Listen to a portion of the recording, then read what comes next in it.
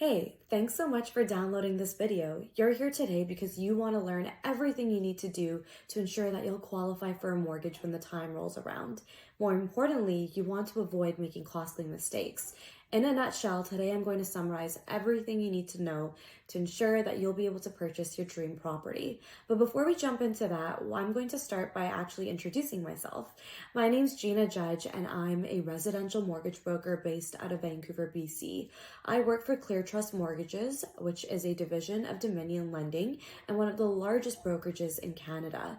I have 6 years of personal finance experience under my belt. So unlike a typical mortgage broker, I can help my clients when it comes to budgeting, managing their finances, getting out of debt, building an excellent credit score, investing, using the stock market as a mechanism to build their down payment, and looking into insurance to ensure that they are protecting their assets and their estate.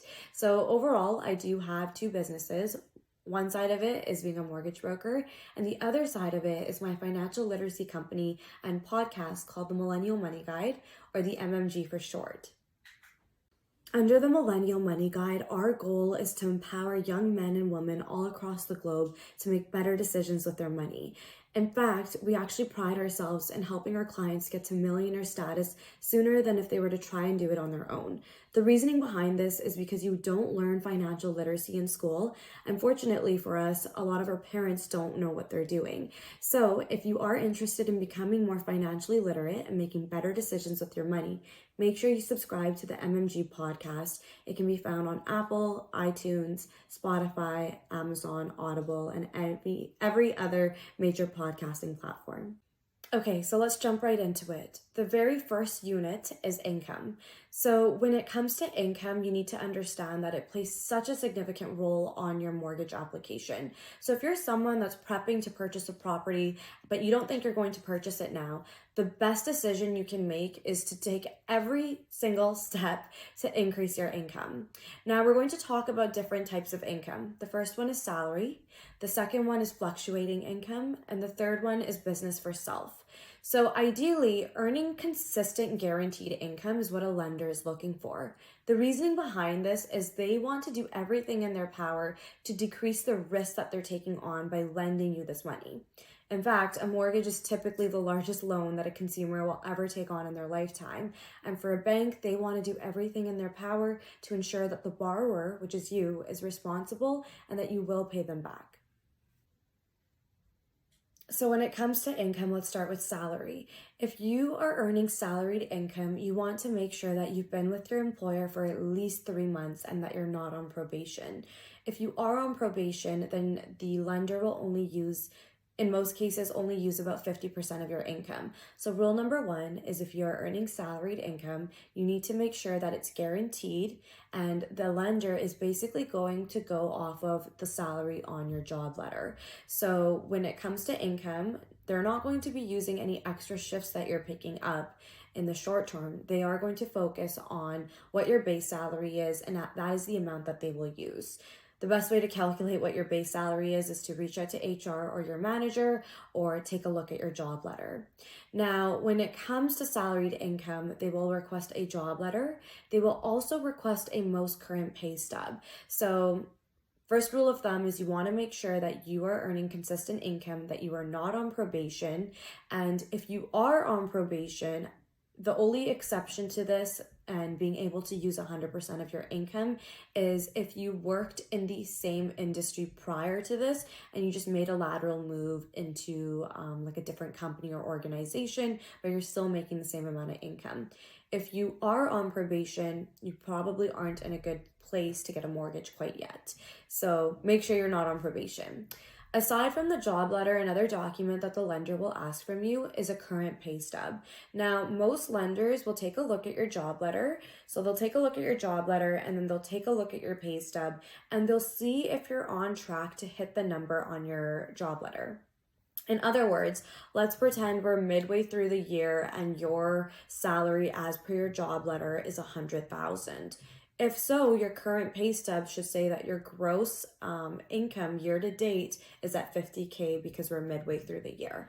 So if there are any discrepancies in terms of you not pacing to hit the number on your job letter, just let your broker know.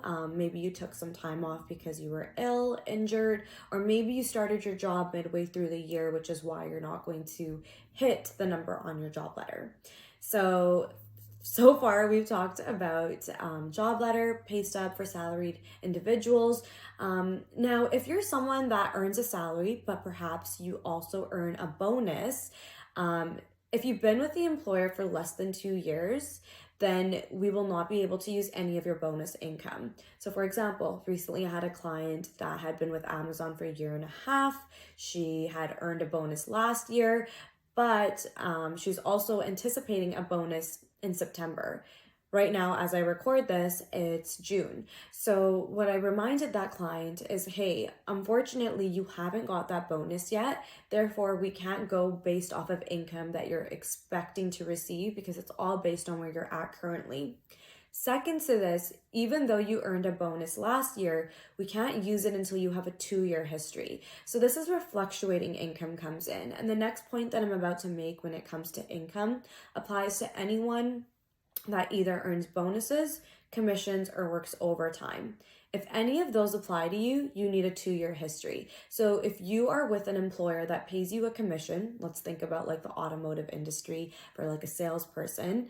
If you earn a commission, but you don't have a 2-year history of working at that job where you earn a commission, your income cannot be used. Therefore, you need to do everything in your power to make sure you stay with that employer until you hit the 2-year mark and then apply for a mortgage. Alternatively, if you are hoping to purchase a mortgage a year from now, but you're also on the fence about quitting this job, maybe you wait strategically until you've got that bonus, until you have that 2-year history, until you've purchased that piece of property or real estate, and then you quit. It's all about being strategic. So we've talked about job letter, pay stub, fluctuating income, and the importance of having a 2-year average. Again, this 2-year average applies to anyone that earns commission income, bonus income, and they want to use it on the application, or even overtime. Aside from that, let's say hypothetically you earn a bonus, but you don't have a 2-year history, but you are on a fixed salary, then the lender would just use your base salary. Okay, some other documents that a lender may ask from you is a 2-year history of your T4s. So you can easily get this information from My CRA Online or your previous employer. But a good best bet is to keep records of all of your T4s. Keep records of your job letter, but they're only good for 30 days. So when you are shopping around for a mortgage and you get a job letter from your employer, most lenders deem that job letter active for 30 days. So if you're still shopping around 2 months later, you find a property, you place an offer, just keep in mind that that job letter will need to be renewed. Okay, some other documents that you may need to potentially present are a notice of assessment. So when you file your taxes at the end of the year, the government essentially sends you something called a notice of assessment. This notice is them stating that they've taken a look at your taxes and they agree with what you filed. Your notice of assessment will have a line 150 summarizes all the income that you made. Now, with this, your notice of assessment will also state whether you are getting a refund back or if you owe the money, if you owe taxes to the government. If you owe more than $1,000 in taxes, you will need to provide your lender with proof that you have paid those taxes. So again, if you file your taxes, this is a really good tip, I would write it down. If you file your taxes and you owe, it's so important that you pay the amount that's due immediately, or you put a plan in place to pay it down, because you will not be able to get a mortgage if you owe money to the CRA.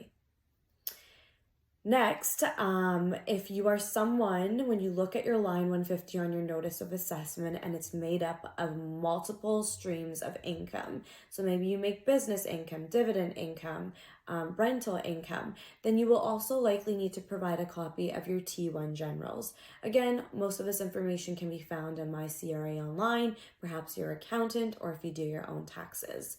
So we've talked about salaried income. When it comes to part-time income, most lenders will only use the base that you're guaranteed. So if your income fluctuates because you work part-time and occasionally you work more, well, they're going to go based off of what you are guaranteed.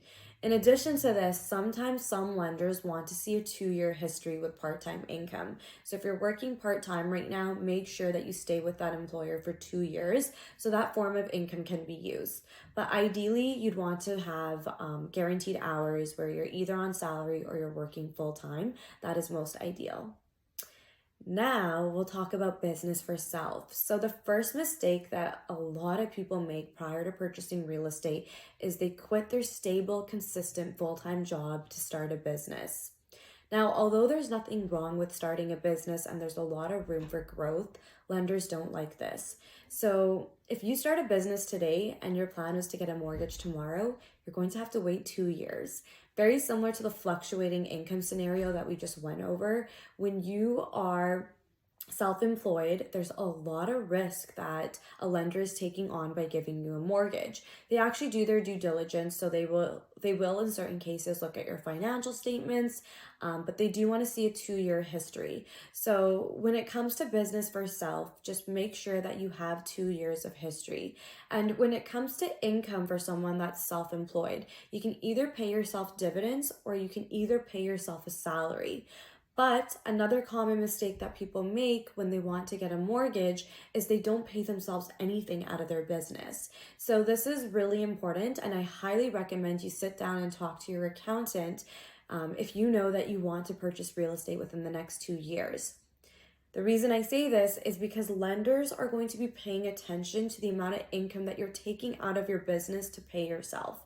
So if you have a corporation is a separate legal entity, meaning it's its own being. It's separated from you. Therefore, if you own a corporation, you need to either pay yourself dividends or a salary. Ideally dividends, but again, I can't give tax advice, so make sure you talk to your accountant, and I have a few accountants that I can always recommend and send your way as well if you need an expert opinion. But what you ideally want to do is increase the amount that you're taking out of your business in the form of salary or dividends 2 years before you plan to get a mortgage. To summarize, your business could be making $500,000 or more. The bank does not see your corporate income as your income because, again, it's a separate legal entity. But what they do take a look at is the amount that your corporation is paying you.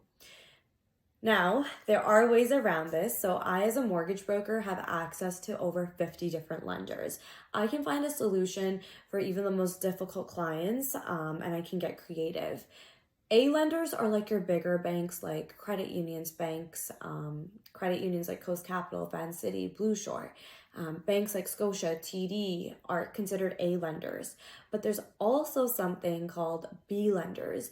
B lenders are good solutions for people who are self-employed, where maybe they don't have that 2-year history, or maybe they don't have any income that they've been taking out of their corporation. In situations like this, I can do an application and structure it so that it's sent to a B lender. Now, a B lender is an option that's available to you, but it does come at a higher cost in the sense that you will likely be paying a 1% fee and a higher interest rate as a result of going with a B lender. But at the end of the day, it is a solution for people that want to get into the market and maybe they haven't been able to pay themselves enough. Maybe they are business for self, but they don't have 2 years, or maybe their credit's not in a good place, which we'll talk about after. So in a nutshell, we've talked about income, we've talked about different documents that your broker may ask from you, we've talked about tips and mistakes to avoid. The biggest one being that if you are business for self, sit down with your accountant and let them know that, hey, in 2 years, I probably want to purchase a property, so let's make sure that I'm maximizing the amount of income that I'm drawing out of my business.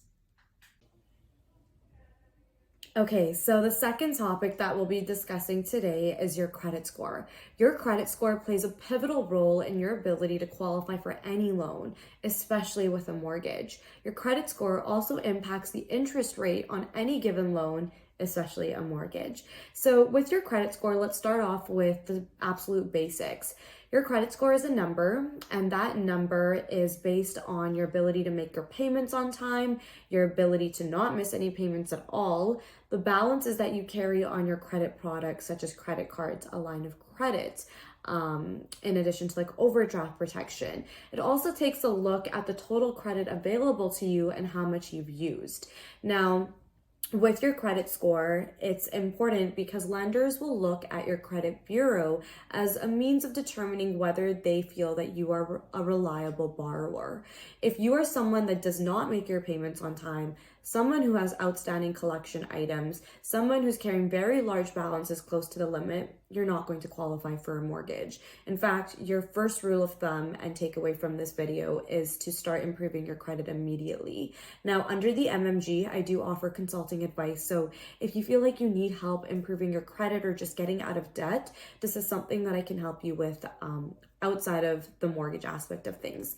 So first rule of thumb is you need to build an excellent credit score. At the very minimal, the lenders that you're dealing with will likely want to see a credit score of 680 or more. So some apps that you can use to monitor your credit score are Borrowell or Mogo. I personally am a fan of Borrowell. I like Borrowell. It's literally the word borrow with an ELL at the end, but I'm a fan of this app because it gives you a copy of your credit report, unlike other apps. So when I log into Borrowell, not only will it tell me what my current score is, but it will also tell me exactly what's reporting on my credit bureau. That way, if there's ever any inaccuracies, I can act immediately. And don't get me wrong, that can happen. There have been multiple occasions where, for example, if someone has student loans, national student loans has stated that my clients haven't made their payments on time. Fortunately for all of my clients, they know that they need to monitor their credit score, and when they have seen these late payments, they were able to act fast. But for those of you that don't monitor your credit score, you have no line of sight as to what your score is and what's reporting to your bureau.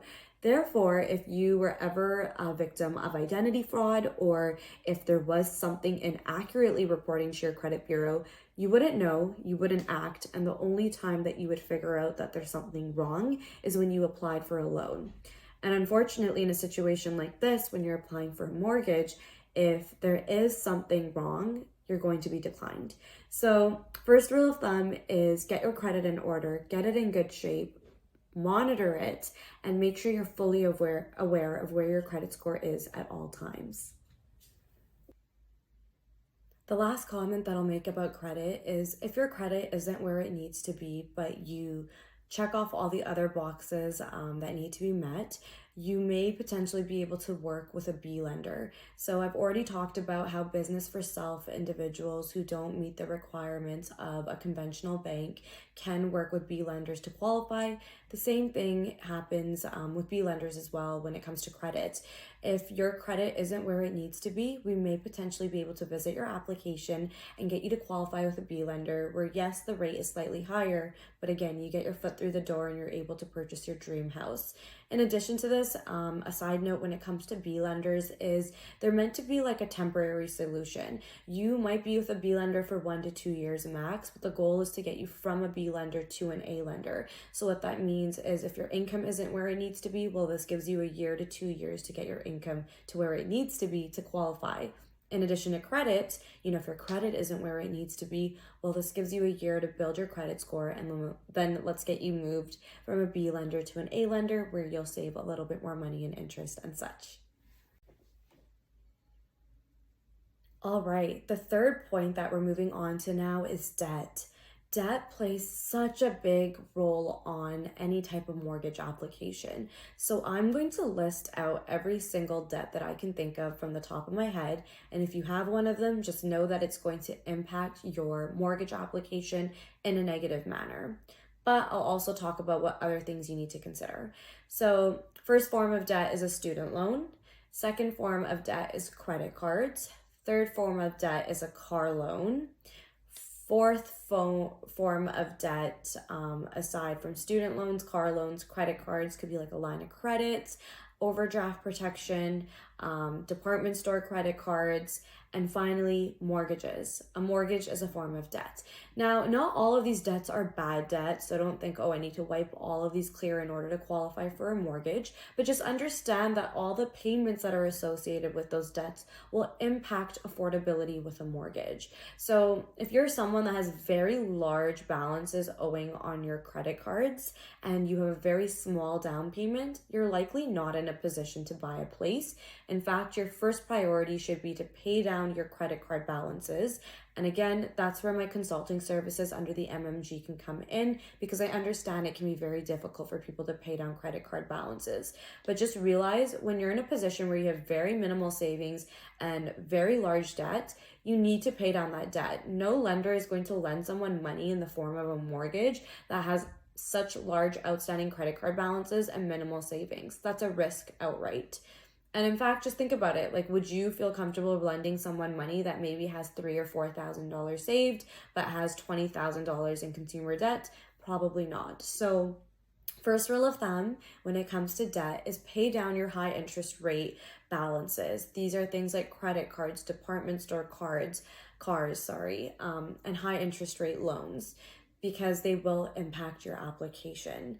In addition to this, for those of you that are carrying large credit card balances that are very close to the limit or over the limit, it's impacting your credit score. And remember, if your credit score is low, that's already another risk from a lender's perspective. So if you have a low credit score and you have debt that is close to the limits, you are not going to likely qualify.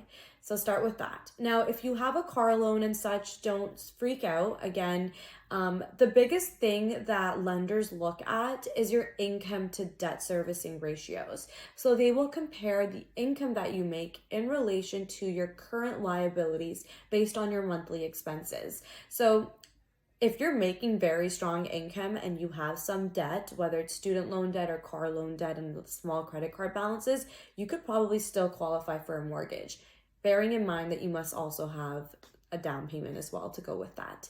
So another interesting fact is that if you have a car loan, they say on average for every $100 that your car loan payment is, that's $25,000 less you're going to qualify for in a mortgage. So for those of you that have those really crazy high car loans that have large monthly payments, it's definitely going to impact your mortgage application. Again, for every $100 that your car payment is, it's going to impact you by $25,000. Now, this is where I, an expert as a mortgage broker, can come in. I have very creative solutions. In fact, I have ways of getting your car loan off of your credit bureau and finding favorable solutions where you can move things around and just getting creative in terms of helping you qualify.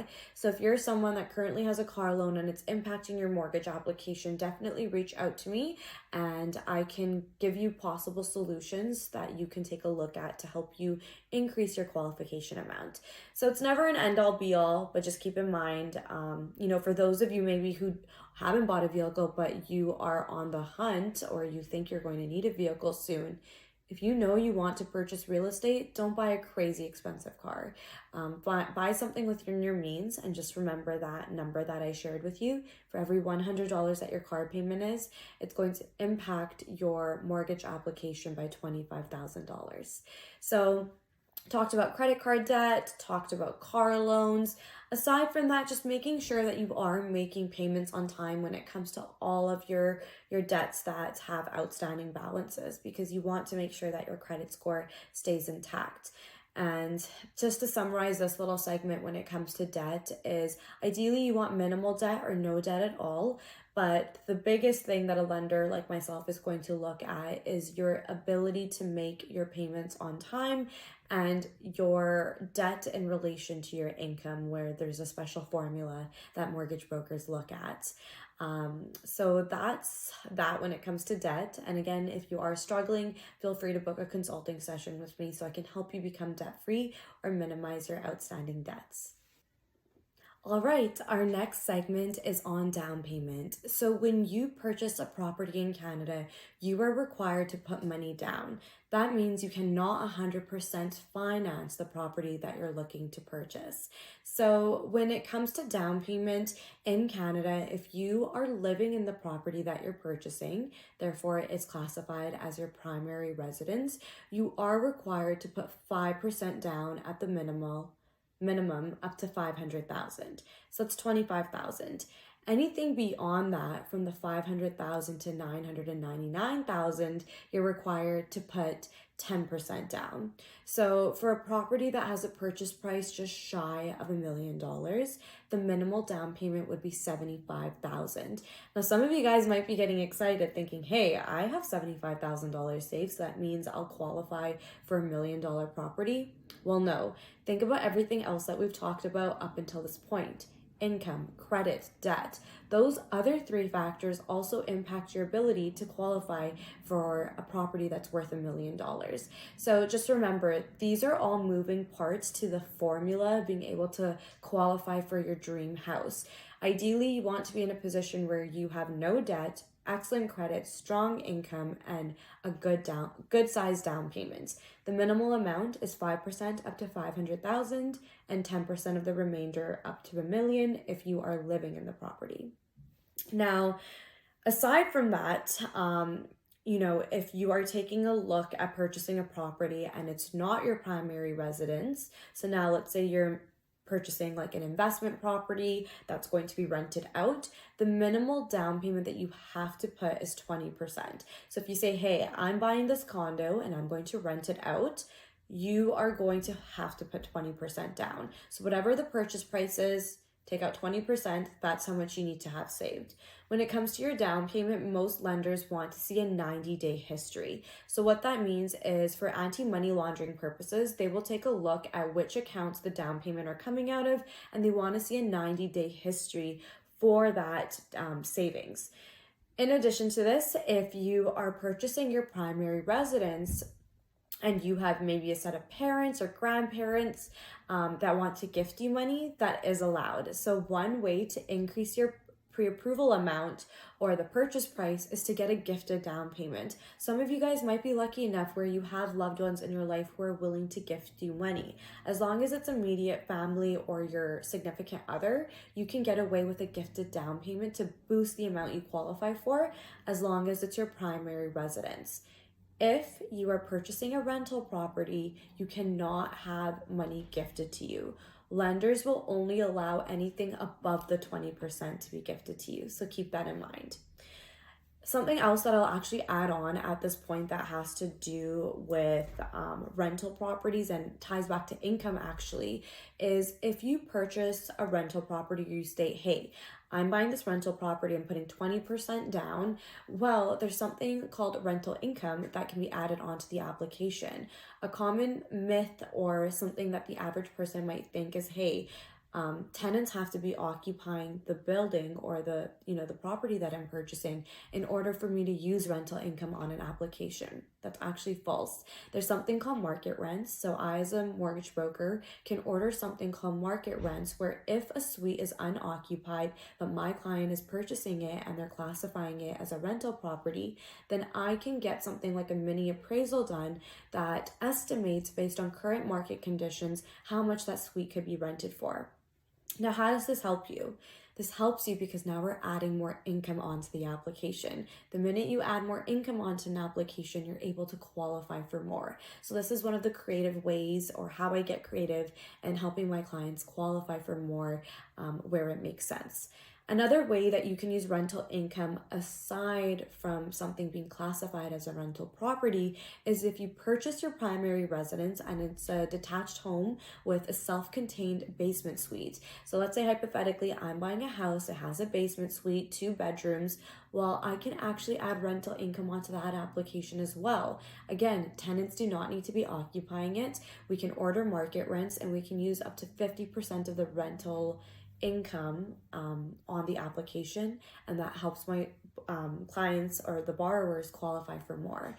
So going back to your down payment, the best recommendation that I can make for those of you who have absolutely nothing saved right now is to build a budget and start saving and investing immediately. Aside from my consulting sessions, I also teach monthly masterclasses where I teach my clients how to invest in the stock market.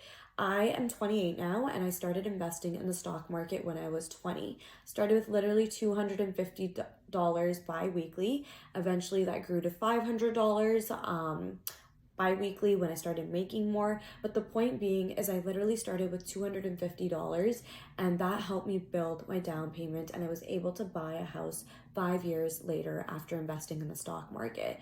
Had I not done that, I would have never been able to purchase my first property. So for those of you who are listening and you're, kind of scratching your head thinking, wow, I have nothing saved, this is going to be a little bit difficult for me. Don't lose sight, but you do have to take actionable measures to start saving now. So build that down payment, because even if your income isn't where it needs to be, if you have, a larger down payment, you'll still be able to get the purchase price that you're aiming for. So that's everything to do with down payment. Make sure you keep that money somewhere safe, tucked away. If you're investing it, make sure that you have like a 3-year time horizon, because ideally with the stock market can be very volatile. And just keep in mind that you do have the ability to have money gifted to you if there is someone in your life that's willing to gift it. So definitely take advantage of that. The last thing that I will point out is that you should not be borrowing money for your down payment, especially when you are putting less than 20% down, because now the entire property or the purchase is being financed. So for those of you that are purchasing your primary residence and you're trying to get away with putting less than 20% down, you cannot borrow money. So you can't use your line of credit. That is not acceptable. That will not be allowed. It needs to come from your own savings. The only time you are allowed to leverage and use a line of credit towards your down payment is in situations where you're putting 20% down or more, and you can use your line of credit maybe when you're purchasing like a second property.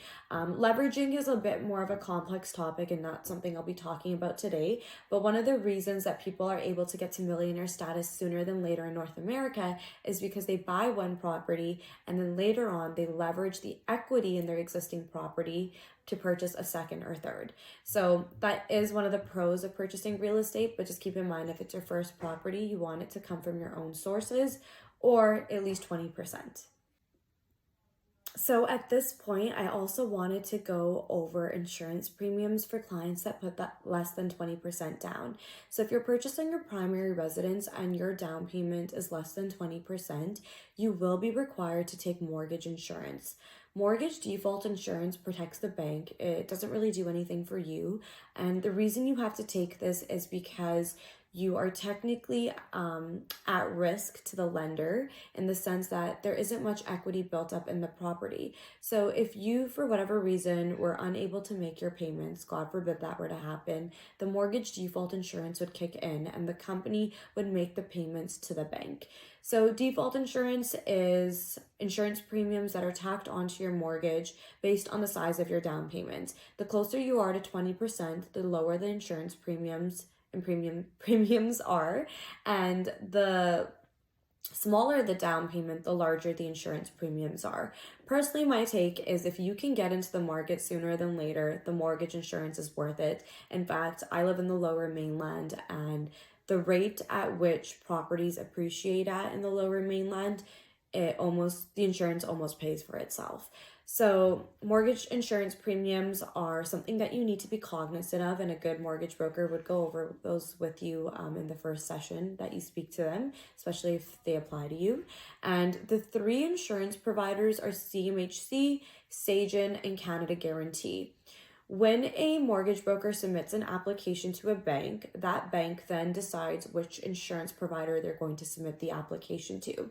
I always remind my clients that when they put 20% down, their application is not only getting looked at by a single set of eyes at the bank, it also goes to the insurance provider. So it is a bit more risky with the insurance provider because the odds of your application potentially getting declined are higher than the average person that's putting 20% down. But of course, if you have a strong application in the sense that you make very good income, your credit score is in a good place, you have minimal debt, the insurance provider will likely approve you. They, of course, also take a look at the property as well to make sure it's in good condition. So insurance premiums are definitely something worth noting, especially when you purchase a property in Canada.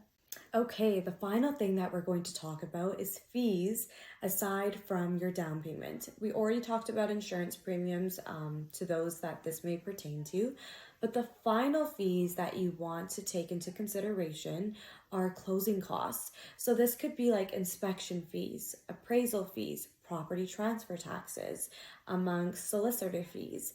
Property transfer taxes pertain to certain provinces. For example, I live in BC, and in BC, when you purchase a property from someone, you have to pay property transfer taxes to the city. The way that this calculation works is it's 1% on the first 200,000, 2% on 200,000 to 2 million, and 3% on the remainder. So as you can imagine, this amount can add up. The only people who are exempt from property transfer taxes are first-time home buyers who are purchasing a property for $500,000 or less. Aside from this, you receive a partial exemption if you are purchasing a property between $500,000 to $525,000 as a first-time home buyer. If you are not a first-time home buyer, or if you are a first-time home buyer who's purchasing a property for more than $525,000, you will be responsible for property transfer taxes. This is something that I can help you calculate if you decide to work with me, and we can make sure you have sufficient funds set aside. In addition to the property transfer taxes, we also talked about solicitor fees. So making sure that you have enough money set aside to pay your solicitor. Notaries tend to be cheaper than lawyers, so just a heads up or a tip. And inspection fees, you of course should always get an inspection done. You never want to buy anything without having it fully inspected to make sure that the property's in good condition, and your realtor will also advise you of that. Appraisal fees, depending on what your application looks like, especially in the current market, it's turning into a buyer's market as we speak, the bank will request that you pay for an appraisal. This is something that you have to pay for out of pocket, and it's basically a report that's generated by an appraiser where they go onto the property and they look at the interior, the exterior, and they take a look at the condition that it's in, and they give it a fair market value. So banks will lend money based on the appraisal amount. The reason that this is important is because previously, when it was a seller's market, people were buying detached homes, condos, or townhouses for crazy high prices, but the actual value of the property was not that amount. So appraisals are important, and just keep in mind that you may be required to pay for them. All of the fees that I just discussed, closing costs, inspection fees, appraisal fees, property transfer taxes, cannot be built into the mortgage. This means that aside from the down payment, you need to make sure you have this money set aside. Now, the last thing that I'll discuss is refinancing. So some of you may already own a piece of property and you might already have a mortgage. Refinancing is a great option for anyone that's looking to consolidate debt into their mortgage. Maybe they need to tap into the equity to pull equity out for the sake of investing into a second property, putting their children through post-secondary, or just having money available to them for renovations or cosmetic changes around their house. So when you refinance your mortgage, you take the outstanding balance, and you have a broker like myself take a look at how much we can lend to you based on the current market value. Generally speaking, as long as your income and your credit and so forth allows it, we can lend up to 80% of the appraised value of your property or the assessed value of your property. Banks, if you have like a BC property assessment, will usually go up to 65% of that. But if you request an appraisal, they can often go up to 80%. So this is very it's a great option for people, because when you own a property, it just opens up a range of doors for you, in the sense that if you ever end up in a position where you're in debt, or maybe you want to apply for a line of credit that's attached to your home, which is considered a HELOC or a home equity line of credit, you have the means to. Now, refinancing, in the sense that maybe your mortgage is up for renewal and you want to switch it to another institution, can also be a very good opportunity to tap into equity. So when you pay down a mortgage, you usually pay it off in a span of 25 to 30 years, but you don't pay it off when you sign a contract. It's not for 25 years. It'll be usually for like a 5-year term. So after 5 years, it comes up for renewal, and then you do another 5 years. Now you're at 10. So depending on what the term looks like, your mortgage will eventually come up for renewal. And at that point, you'll have the option to either renew with your existing financial institution, or work with a broker like myself and I can do some shopping around and potentially get you a better mortgage product, a better rate based on where current market rates are at the time of renewal, and potentially allow you to tap into the equity to either take out a HELOC, consolidate some debt, or whatever the case may be. Refinancing is great. So if you are someone that is looking to do that, definitely reach out to me or look into it, especially when rates are low, or if there's, specific promotions that are taking place, because sometimes banks will offer cash back as well if a client refinances their mortgage with them.